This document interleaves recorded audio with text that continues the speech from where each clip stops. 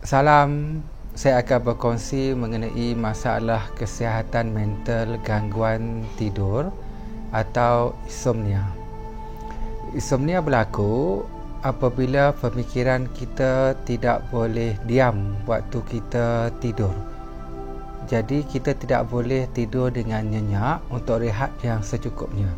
Sebab pemikiran kita asyik berfikir tentang benda lepas, berfikir tentang benda akan datang, menyebabkan kita resah, gelisah dan tidak boleh menikmati saat tidur, yang menyebabkan kita tidak dapat rehat yang cukup. Okey, secara asasnya ada 4 simptom ataupun tanda seseorang itu mengalami gangguan tidur ataupun insomnia. Okay, mari kita cek diri kita. Simptom yang pertama ialah apabila kita nak tidur pada waktu malam, kita cuba melelapkan mata dan kita ambil masa lebih 30 minit untuk tertidur. Ya, siapa ada simptom pertama ini? Okey.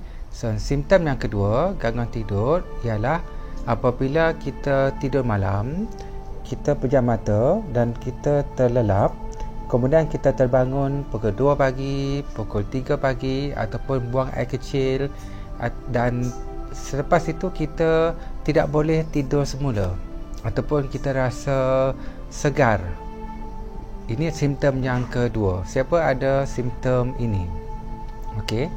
Dan simptom yang ketiga gangguan tidur ialah apabila malam kita nak tidur, maka kita pun letakkan kepala kita dan kita tidur. Dan kita rasa kita tidur, tetapi pemikiran kita sebenarnya tak tidur. Dia asyik berfikir benda-benda yang pernah kita lakukan, fikir tentang perancangan kita. Kadang-kadang benda yang kita fikir tu sangat jelas, clear datang pemikiran kita. Maksudnya ialah pemikiran kita tak rehat waktu kita tidur sebab dia tetap berfikir.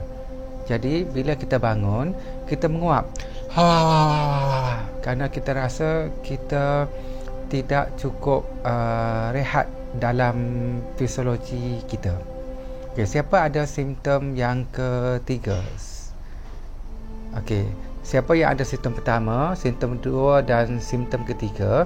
Maksudnya dia ada gangguan tidur dan kena ikuti sesi psikoterapi, kaunseling, psikologi, bimbingan untuk merawat punca dia dan mempelajari teknik-teknik untuk kembali dapat menikmati tidur.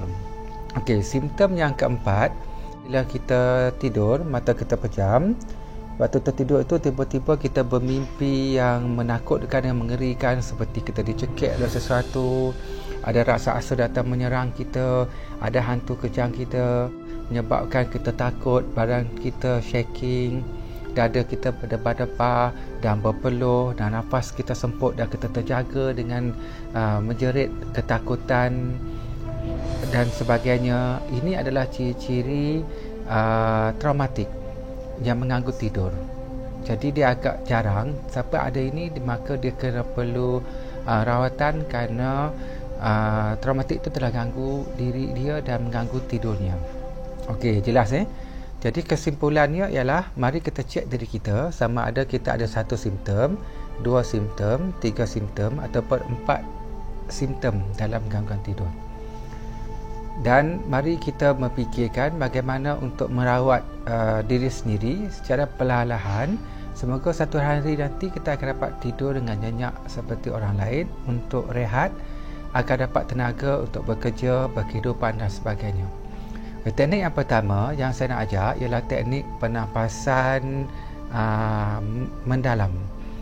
Teknik ini ialah kita kena bernafas dengan formula tarik dengan kiraan 4, tahan dengan kiraan 12 dan lepas melalui mulut dengan kiraan 8. Okey, tarik daripada pusat sampai ke ubun-ubun dengan kiraan 4. Okey, tahan dekat perut kita ya dengan kiraan 12 detik. Lepas tu kita lepaskan perlahan-lahan nafas itu melalui mulut kita dengan tenang dan nyaman, dan rasai keluar semua permasalahan, dan angin keluar melalui bibir lembut kita dengan kiraan 8 detik sehingga habis. Okey, dan kita kena buat sekurang-kurangnya 3 kali untuk dapat kesan, ataupun 5 kali ataupun 7 kali untuk kesan yang bagus. Okey, mari saya tunjukkan satu cara. Okey, tarik dengan kiraan 4, tahan 12 dan lepaskan 8.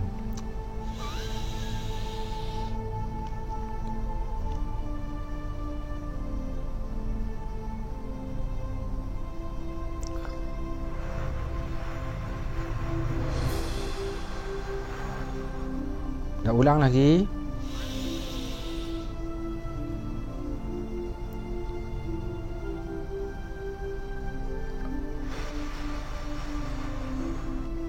Okey, itu dah teknik yang sangat simple dan mudah, dan jangan paksa diri.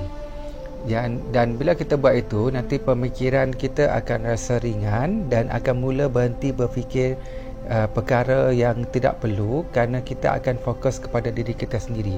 Dan jika badan kita rasa mengantuk, maka itu adalah waktu yang baik untuk kita tidur, kerana pemikiran kita telah mula diam.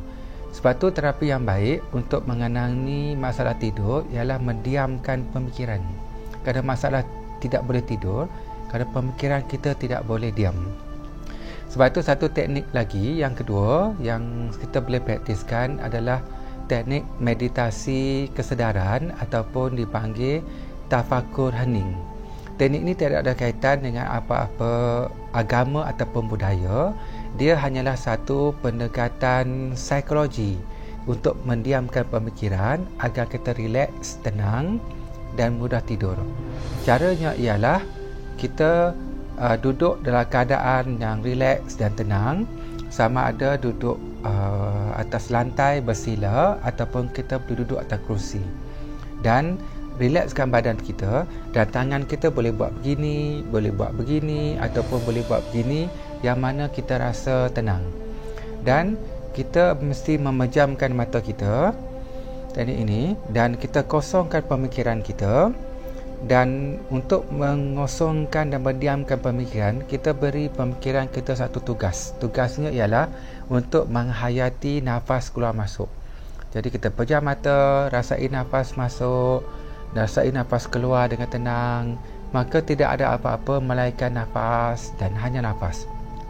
Dan waktu itu, jika pemikiran kita tiba-tiba tarik berfikir tentang kerja, itu adalah sifat pemikiran. Maka kita hanya memerhati idea tentang kerja itu tanpa beri apa-apa energi ataupun jangan layan. Nanti memori ataupun ingatan tentang kerja itu akan hilang dengan sendirinya, sebab kita tak beri energi atau layan. Fokus kepada nafas keluar masuk. Dan jika pemikiran kita tarik tentang keluarga, tentang rumah, sama juga, don't give any energy, dan kembali fokus kepada nafas yang keluar masuk. Kosongkan pemikiran. Nanti kita rasa tenang dan nyaman, dan badan kita rasa mengantuk. Jika tak mengantuk, kita teruskan. Jika mengantuk, kita boleh tidur. Okey, kita kena buat terapi tafakur hening ini selama 5 minit ataupun 10 minit ataupun 15 minit, sehingga kita rasa agak mengantuk. Kerana pemikiran kita diam, maka kita boleh menikmati tidur dengan lebih mudah. Okey, itu sahaja perkongsian saya tentang masalah insomnia, dan 2 teknik pernafasan dan meditasi kesedaran ataupun tafakur hening untuk kembali menikmati tidur. Semoga bermanfaat. Terima kasih. Salam Prof Mas Upsi.